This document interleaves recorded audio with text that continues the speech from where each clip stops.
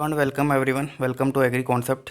ये जो हमारा लेक्चर होने वाला है जनरल एग्रीकल्चर क्रॉप प्रोडक्शन का, वो सिक्स्थ लेक्चर होने वाला है। इससे पहले 5 लेक्चर आ चुके हैं। इसकी जो हमने अलग से जो जनरल एग्रीकल्चर के नेम से क्रॉप प्रोडक्शन के उसके प्लेलिस्ट बना रखी है। अगर आपने नहीं देखा तो आप पे जाके इसको देख सकते हो। और चैनल पे नए हैं, चैनल को सब्सक्राइब कर ले। इसकी जो सेशन की PDF आपको जो हमारा टेलीग्राम चैनल है वहाँ पे मिल जाएगी, तो आप टेलीग्राम चैनल को ज्वाइन कर लीजिएगा। वहाँ से आपको जो सेशन की PDF है वो मिल जाएगी। साथ में डेली बेसिस पे क्विज वगैरह वो भी वहाँ पे अपलोड होते रहते हैं। क्रॉपिंग पैटर्न की आज के इस वीडियो में सेशन में अपन बात करने वाले हैं। क्रॉपिंग सिस्टम हमारा हो चुका था। क्रॉपिंग पैटर्न की बात करेंगे। क्रॉपिंग पैटर्न का मतलब था ईयरली सीक्वेंस और spatial arrangement of the crop and fallow on a given area और a locality. Proportion of the area under various crops at a point of time in a unit area. जैसे हमारा ये field है, इसके अंदर हम बात कर लेते हैं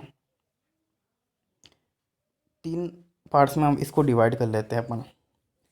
अब यहाँ पे लगा रखा है वीट, लगा रखा है यहाँ पे, लगा रखा है हमने राइस, लगा रखा है यहाँ पे, लगा रखा है हमने मूंग, लगा रखा है। तो वीट हमने रबी के अंदर लगा रखा है, ये खरीफ के अंदर लगा रखा है, वो ये जायद के अंदर लगा रखा है। तो इसी को क्या बोलेंगे? अब ये जो ईयरली सीक्वेंस इसका बन रहा है, इसके बाद में वीट के बारे में राइस, राइस के बारे में मूंग, तो ये ईयरली सीक्वेंस, इसी सीक्वेंस को हम क्या बोलते हैं और इसके जो स्पेशल अरेंजमेंट को क्या बोल सकते हैं? क्रॉपिंग पैटर्न बोल सकते हैं। तो क्वेश्चन आता है, कैसे आता है? The special arrangement of the crop is known है। तो क्रॉपिंग पैटर्न आपको आपसे बात करना है। यहाँ पे हमने सीक्वेंस की बात कर ली, अरेंजमेंट की बात कर ली, साथ में जो टाइम पीरियड था उसकी भी हमने बात कर ली। मोनोक्रॉपिंग की बात होगी कि मोनोक्रॉपिंग का मतलब हो गया ये हमारा फील्ड है, इसके अंदर हमने ओनली एंड ओनली मेज लगा रखा है, तो ये सिर्फ मोनोक्रॉपिंग होगा।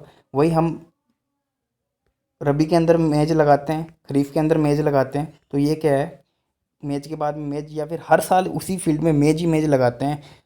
कोई सा भी सीजन हो, चाहे वो खरीफ हो चाहे रबी हो, तो हम क्या बोल सकते हैं उसको? मोनो कल्चर बोलेंगे। तो हर साल अगर लगाएंगे तो उसको अपन, या हर सीजन में, मतलब खरीफ में भी लगा रहे हैं रबी में भी लगा रहे हैं मेज ही मेज, तो उसको मोनो कल्चर बोलेंगे। ध्यान रखना, उसको मोनो कल्चर बोलेंगे। और मोनोक्रॉपिंग कब बोलेंगे? जब हम एक ही सीजन की बात कर रहे हो और उसके अंदर हमने ओनली एंड ओनली एक ही क्रॉप लगा रखी हो, तब उसको मोनोक्रॉपिंग बोलेंगे। और जिसकी मोनोक्रॉपिंग की जो क्रॉपिंग इंटेंसिटी होती है, ऐसे कई बार क्वेश्चन आता है, वो 100% होती है, ये आपको याद होना चाहिए। और जो इसका क्रॉपिंग इंटेंसिटी वगैरह जब हम आगे लेक्चर्स में पढ़ेंगे तो आपको समझ में आ जाएगा कैसे फॉर्मूला होता है, कैसे इसको निकाला जाता है। मल्टीपल क्रॉपिंग हो गई, ये हमारी फील्ड है, इसके अंदर दो क्रॉप लगा रखी है। दो, एक से ज़्यादा जब हम क्रॉप लगाएंगे किसी फील्ड में तो उसको हम मल्टीपल क्रॉपिंग बोल सकते हैं। जैसे इसके अंदर हमने राइस भी लगा रखा है, राइस के साथ हमने बाजरा लगा रखा है, बाजरा के साथ हमने मेज लगा रखा है एक ही फील्ड के अंदर, तो उसको अपन मोनोक्रॉप मल्टीपल क्रॉपिंग बोल सकते हैं। या तो एक फील्ड की बात हो सकती है, या फिर बात हो सकती है अलग एक साल के अंदर अलग अलग सीजन की बात हो सकती है। जैसे राइस के अंदर बात हो गई, रबी के अंदर बात हो गई, खरीफ के अंदर बात हो गई, या फिर जो हमारा जायद सीजन होता है उसकी बात होगी। तो अलग अलग सीजन्स की भी यहाँ पे बात हो सकती है, तो उसको मल्टीपल क्रॉपिंग बोलेंगे। तो growing or two or more crop the same piece of land on year calendar, year calendar की बात होगी। या फिर हम बोल सकते हैं कि एक बार के लिए भी अपन बात कर सकते हैं। तो इस नॉन है मल्टीपल क्रॉपिंग। क्रॉपिंग क्या क्या इंक्लूड्स करती है वो अपन आगे देख रहे हैं। एक तो हाँ, मल्टीपल क्रॉपिंग का ये सेकंड, हाँ यही है।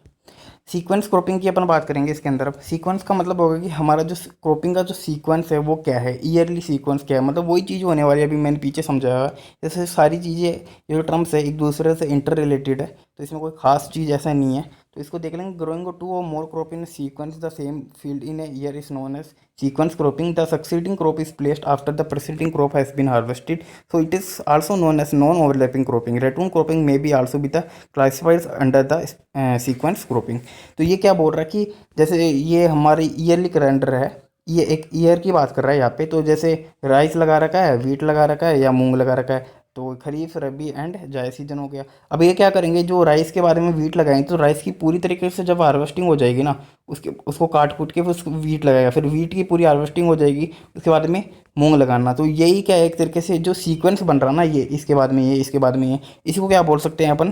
क्रॉपिंग, सीक्वेंस क्रॉपिंग बोल सकते हैं। और इसके अंदर जो ये बोल रहा है कि रेटून क्रॉपिंग भी क्या होती है, सीक्वेंस क्रॉपिंग के अंदर ही आती है। रेटून क्रॉपिंग क्या होती है वो नीचे आएगा, अभी देख लेंगे। रिले क्रॉपिंग मैंने आपको पहले भी बता रहा, अभी बता रहा हूँ। पैरा और उतेरा इसका दूसरा नाम है। इसके अंदर क्या किया जाता है, जैसे कि राइस है, राइस की फील्ड में क्या किया जाता है, पल्सिस वगैरह कोई भी, जैसे मूंग ले लिया, तो राइस की अब क्या है, 15 दिन बाद में कटाई होने वाली है, या हार्वेस्टिंग करेंगे 15 या 20 दिन बाद में। तो 15 हार्वेस्टिंग के 15 या 20 दिन पहले हम क्या करेंगे, उसके अंदर मूंग के सीड हमने क्या किया, सोइंग कर दी। सोइंग कर दी। अब क्या, अगर 15-20 दिन बाद में जब हम राइस की हार्वेस्टिंग कर रहे होंगे, तब तक क्या होगा कि जो मूंग का सीड है वो जर्मिनेट हो चुका होगा और लगभग थोड़ा बहुत ग्रोथ कर चुका होगा। इससे क्या होगा कि हमारा जो टाइम पीरियड है वो हमारा बच जाएगा। तो इस क्रॉपिंग में क्या करते हैं, जैसे एक साल के अंदर 4 क्रॉप्स ले सकते हैं, इसलिए इसको क्या रिले क्रॉपिंग बोलते हैं। और इसके अंदर क्या होता है कि पहली क्रॉप को हार्वेस्टिंग से पहले ही दूसरी जो हमारी नेक्स्ट सीजन की क्रॉप है उसकी सोइंग कर दी जाती है। तो इसकी डेफिनेशन हो जो कि आप रीड कर लेना, ये इंपॉर्टेंट पॉइंट्स मैंने आपको बता दिए। रेटून क्रॉपिंग, जैसे कि ये शुगर केन है तो इसको ग्राउंड से कुछ लेवल तक छोड़ देंगे, 5 से 6 सेंटीमीटर तक। और ये कुछ स्पेशल क्रॉप्स में ही होता है, जैसे शुगर केन हुआ, नेपियर ग्रास हुआ या बनाना हुआ, तो इनके अंदर रेटूनिंग होती है। और रेटूनिंग मतलब जैसे अपन, अब क्या है कि हमारा शुगर केन जैसे मैच्योर हो गया, अब हमने काट लिया, अब उसको क्या है ग्राउंड से अबव लेवल पे काटेंगे, 5 से 6 सेंटीमीटर। तो फिर क्या होगा कि जो नए शूट्स है, यहाँ से नए शूट्स निकल जाएंगे और जो ये नए शूट्स है ये नए प्लांट के अंदर डेवलप हो जाएंगे। तो इससे हमारा क्या होगा कि जो सोइंग का टाइम था वो बच जाएगा, जर्मिनेशन का वो कि हम सोइंग करते जर्मिनेशन करते हमारा लेबर बच जाएगा, सीड बच जाएगा, सब कुछ बच जाएगा। तो ये रेटून क्रॉपिंग इसको बोल सकते हैं। एग्जाम्पल याद रखने हैं आपको, साथ में आप इसको नेपियर ग्रास भी ऐड कर लेना, शुगर केन बनाना और सोरगम यहाँ पे दिया हुआ है। इंटरक्रॉपिंग की बात कर लेते हैं। दो क्रॉप को एक साथ लगाना ही इंटरक्रॉपिंग कहते हैं। जैसे कि हमने, ये हमारी फील्ड है, इसके अंदर एक रो तो हमने लगा रखी है वीट की लगा रखी है, एक मस्टर्ड की लगा रखी है, एक ग्राम की लगा रखी है, तो 3 रो हो गई। तो ये रोस हो जाएगी यहाँ पे, और ये क्रॉप हो जाएगी। यहाँ पे वीट लगा लिया, मस्टर्ड लगा दिया, यहाँ पे मेज लगा दिया, सॉरी मेज नहीं, ग्राम लगा दिया।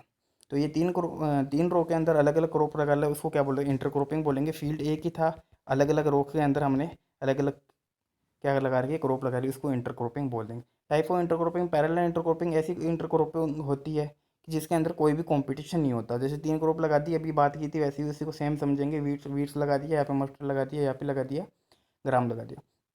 तीनों में अब कोई भी कंपटीशन नहीं है। ऐसा नहीं है कि वीट है ना इसकी ग्रोथ को इफेक्ट करेगा, मस्टर्ड की करेगा, या मस्टर्ड वीट की को करेगा, या वीट ग्राम की को करेगा, या ग्राम मस्टर्ड की ग्रोथ को इफेक्ट करेगा। कोई किसी को इफेक्ट नहीं कर रहा, सब अपने अपने हिसाब से ग्रो ग्रो कर रहे हैं, किसी को कोई मतलब नहीं है। उनकी जो ईल्ड थी वो उतनी होने वाली है जैसे कि इनको मोनोक्रॉपिंग में होने वाली थी। उसको अपन क्या बोलते हैं, पैरेलल क्रॉपिंग बोलते हैं। और सिंपली इंटरक्रॉपिंग विद है जीरो कॉम्पिटिशन, मतलब इसके अंदर कोई भी कॉम्पिटिशन नहीं है एक दूसरे के अंदर। जैसे ब्लैक ग्राम और ग्रीन ग्राम को हम मेज के साथ लगाते हैं, तो इनके बीच में क्या होने वाला, कोई भी कॉम्पिटिशन नहीं रहने वाला है। कंपेनियन क्रॉपिंग की बात कर लेते हैं, तो कंपेनियन क्रॉपिंग ऐसी क्रॉप हो गई कि उसको क्या किया जाता है, grow for the short duration, growing of the short duration crop in between the rows of the sugar cane such that it is harvested before the elongation phase of the sugar cane. Here production of both the intercrop is equal to that of the sole crop potato, onion, cotton को साथ में हम लगा सकते हैं, coconut को हम साथ में लगा सकते हैं शुगर केन के। ये बोलना चाह रहा है कि जैसे कि ये शुगर केन इतना बड़ा प्लांट है, इसको अपन हमेशा क्या करते हैं, सोइंग करते हैं। तो हमारा जो फ्रो मेथड होता है उसके द्वारा सोइंग करते हैं। अब फ्रो मेथड के द्वारा अब क्या किया जाएगा, शुगर केन की जो लाइफ पीरियड है वो है ना 1.5 से 2 साल होता है ना। तो अब इसके हम क्या करेंगे, ये जो शुगर केन 2 से 4 महीने जब बड़ा हो जाएगा, तो नीचे जो जगह बची हुई है उसमें क्या करेंगे हम, या तो हम पोटैटो लगा देंगे, या फिर लगा देंगे हम क्या लगा देंगे, ओनियन लगा देंगे। आपको पता है ये नीचे पोटैटो और ओनियन ज़मीन के नीचे ग्रो करते हैं, और कुछ इनका जो वेजिटेटिव पार्ट है वो ऊपर ग्रो करता है सोइल के। तो इसके अंदर क्या करेंगे, जो हमारा न्यूट्रेंट्स भी अब नीचे, अब शुगर केन को कोई फर्क नहीं पड़ेगा नीचे क्या लगा रहे हो क्या नहीं लगा रहे हो, उसको क्या मतलब, उसको अपनी ग्रोथ करनी है। और ये ऐसे भी जो पोटैटो जो ओनियन है, ऐसी क्रॉप नहीं है कि ये ग्रोथ को कुछ एडवर्स इफेक्ट डालेंगे, या शुगर कैन से इनको ऊपर कोई इफेक्ट पड़ेगा, कोई इफेक्ट नहीं पड़ने वाला। अब क्या करें, हम उसी न्यूट्रिएंट के अंदर वो फर्टिलाइजर वगैरह दे रहे हैं, उसी के अंदर वाटर वगैरह जो दे रहे थे शुगर कैन, उसी के उसी के अंदर कोई एक्स्ट्रा नहीं दिया हमने, साथ में हमने क्या है सोइंग सोइंग कर दी। तो इनको क्या हुआ कि हमारे को प्रोडक्शन मिल गया उतना फ्री का ही, मतलब नीचे वो जगह वैसे भी वेस्टेज जाने वाली थी, और हमारे को बीच में क्या हो गया कि जो शॉर्ट ड्यूरेशन की क्रॉप थी, मतलब इनका जो ड्यूरेशन मतलब 4 से 5 महीने का होता है ओनियन का, पोटेटो, तो ये हमें आराम से क्या करेंगे, इनके जो हम प्रोडक्शन है वो उनको उसी न्यूट्रेंट और वाटर के अंदर ले लेते हैं, इनके में तो कोई भी कंपटीशन नहीं होता। तो ये अच्छी चीज़ है कि शॉर्ट ड्यूरेशन की क्रॉप लगा दी। जब हम शुगर केन लगा रहे हैं वो 1.5 से 2 साल में लेगा, तो नीचे ये भी हमने लगा दिया, तो इससे आराम से हमें प्रॉफिट होने वाला है। जैसे पोटैटो या ओनियन या कोकोनट तो होना नहीं चाहिए मेरे हिसाब से, इनको साथ में लगा देते हैं शुगर केन के। तो यहाँ से कई बार क्वेश्चन नाबार्ड में भी ये क्वेश्चन आया हुआ है, तो आपको देख लेना है। मल्टी स्टोरेड का मतलब हो गया जैसे ये कोई ये कोकोनट हो गया, कोकोनट के बारे में ये पोमग्रेनेट हो गया, पोमग्रेनेट के बारे में ये पपाया हो गया, पपाया के बारे में हो गया जिंजर लगा दिया। 4 क्रॉप लगा दी, इनकी हाइट देखोगे तो आप क्या डिक्रीजिंग ऑर्डर में लगा रखी है। तो मल्टी स्टोरेड, मल्टी लेवल या मल्टी टायर का आप जब देख सकते हैं, नाम से पता चला मल्टी लेवल, मतलब अलग अलग लेवल की क्रॉप लगा रही है, मतलब अलग अलग हाइट की जब हम क्रॉप ग्रो करते हैं तो उसको क्या बोलते हैं, मल्टी स्टोरेड, मल्टी लेवल या मल्टी टायर क्रॉपिंग बोल सकते हैं। जैसे कोकोनट, टर्मरिक और जिंजर इसका एग्जाम्पल होने वाला, एग्जाम्पल से कई बार क्वेश्चन आता है, आपको याद रखना है। सिनर्जिस्टिक क्रॉप का ऐसी क्रॉप हो गई जो कि एक क्या करती है, एक दूसरे को फायदा पहुंचाती है, और उससे क्या होता है, यील्ड का क्या होता है, इंक्रीज हो जाती है। जैसे in this cropping system the yield of the crop is grown together is found to be higher than the yield of the their pure solo crop और यूनिट एरिया बेसिस। जब हम है ना, जैसे हमने वीट लगा रखा, वीट जो एक फील्ड में वीट लगा रखा ओनली, उसकी जो यील्ड है वो 10 क्विंटल है, 10 क्विंटल है। अब हमने वीट को क्या किया, उस दूसरे फील्ड में वीट को लगा दिया ग्राम के साथ। अब ग्राम आपको पता है कि लेगुमिनेसी फैमिली से बिलोंग करता है, लेगुमिनेसी फैमिली से बिलोंग करेगा तो नाइट्रोजन का क्या करेगा, एटमॉस्फेयर की जो नाइट्रोजन उसका फिक्सेशन करेगा। इससे क्या होगा कि जो वीट की नाइट्रोजन रिक्वायरमेंट है वो क्या कौन पूरी कर रहा है, ग्राम पूरी कर रहा है, क्योंकि वो फिक्स एटमॉस्फेयर नाइट्रोजन क्या कर रहा है, फिक्सेशन कर रहा है। इससे क्या होगी, जो वीट की क्या है, यील्ड बढ़ जाएगी। तो एक फील्ड में तो हमने जो ओनली वीट की लगा रखी थी, वहाँ से हमें 10 क्विंटल प्रोडक्शन मिल रहा था। वही हमने जो वीट को लगा दिया ग्राम के साथ, ग्राम लेगुमिनी से बिलोंग करता है, तो जब हमें यील्ड मिली वो 12 क्विंटल पर हेक्टर के हिसाब से मिली। तो इसमें क्या हुआ कि हमारी जो यील्ड है इंक्रीज हो जाती है। तो सिनर्जिस्टिक क्रॉप में क्या था, सोलो क्रॉपिंग लगाओगे तो उतनी ज़्यादा यील्ड नहीं मिलेगी, जब ऐसी क्रॉप के साथ लगाओगे जो उसके लिए बेनिफिशियल, तो उसकी क्या होती है, यील्ड इंक्रीज हो जाती है। सिनर्जिस्टिक क्रॉप के अंदर जो यील्ड है वो इंक्रीज हो जाती है।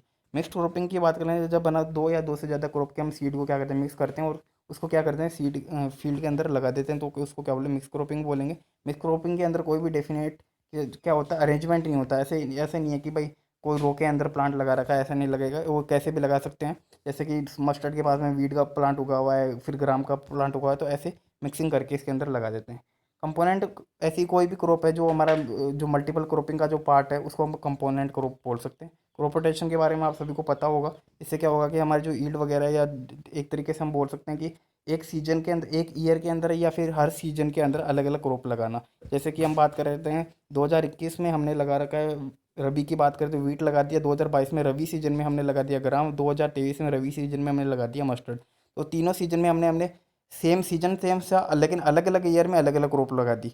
तो उसमें क्या होगा कि जो हमारा जो सॉइल का न्यूट्रिएंट रिक्वायरमेंट है वो उसी बेसिस पे हमें, जैसे ग्राम है लेगुमिनी से बिलोंग करेगा, तो वो क्या करेगा, नाइट्रोजन का फिक्सेशन करेगा। तो सॉइल की नाइट्रोजन रिक्वायरमेंट कौन पूरी कर रहा है, तो ग्राम से फिक्स हो जाएगी। फिर नेक्स्ट ईयर में जो ऐसी क्रॉप लगाएंगे जिसकी नाइट्रोजन रिक्वायरमेंट थोड़ी बहुत ज़्यादा है, तो उसको क्या होगा, सोइल के अंदर नाइट्रोजन किसने अवेलेबल करा रखी है, ऑलरेडी अवेलेबल करा रखी है, किसने, हमारे ग्राम ने अवेलेबल करा रखी है। तो नेक्स्ट ईयर में हमें प्रोडक्शन ज़्यादा मिलेगा, क्योंकि इसके उन सोइल के अंदर नाइट्रोजन है। तो इसलिए हमें यह पैटर्न हमें चेंज करता रहना चाहिए, जिससे भी डिजीज़ वगैरह का इन्फेक्शन जो वगैरह होता है वो भी उसके अंदर चेंज होता रहता है। क्योंकि कई डिजीज ऐसी होती है वो एक सिंगल क्रॉप को ही लगती है, जैसे वीट के अंदर टर्माइट लगती है तो वो वीट में ही लगेगी, फिर अगली साल भी हम टर्माइट लगाएंगे तो फिर वो लग जाएगी। लेकिन इस अगली साल हमने वीट को ना लगा, सॉरी वीट लगाएंगे तो वो टर्माइट लग जाएगी। तो वीट अगर ना लगा के हमने दूसरी क्रॉप लगा दी तो उसकी जो लाइफ साइकिल है टर्माइट की वो टूट जाएगी।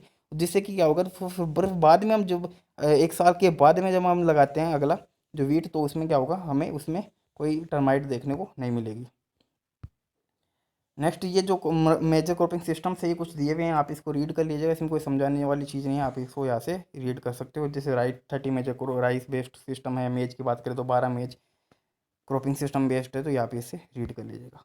और जेट्रोपा जेट्रोपा कुरुकस की बात कर लेते हैं, जिसको रतन ज्योत भी हम बोल सकते हैं। ये क्या है, बायोडीजल प्लांट है और यूफोर्बिएसी फैमिली से बिलोंग करता है। वही अपन बात कर लेंगे, एरिड और सेमी एरिड एरिया के अंदर होता है। और ये क्या है, ड्रोट रेजिस्टेंस है, मतलब सूखा ये सहन कर सकता है। पेरेनियल क्रॉप होता है, 2 साल से ज़्यादा इसकी लाइफ साइकिल होती है, और अप टू 75 ईयर्स, मतलब 75 साल से ज़्यादा तक इसकी लाइफ रहती है। वही ऑयल कंटेंट की बात करें तो ऑयल कंटेंट से कई क्वेश्चन आ जाता है, 30 से 35% होता है। और नॉन ईडेबल ऑयल कंटेंट होता है, मतलब कि इसको हम सब्जी वगैरह कुकिंग में हम इसको काम नहीं ले सकते। तो इसी के साथ इस सेशन को एंड करेंगे। टेलीग्राम पे आपको इस सेशन की पीडीएफ मिल जाएगी, लिंक डिस्क्रिप्शन में, वहाँ से ज्वाइन कर लीजिएगा। साथ में टेलीग्राम यूट्यूब चैनल पे नए हैं तो सब्सक्राइब कर ले। वीडियो को लाइक करना ना भूलिए, अगर कोई क्यूरी है तो कमेंट सेक्शन में आप लिख सकते हैं। तो इसी के साथ एंड करेंगे। जय हिंद, जय भारत।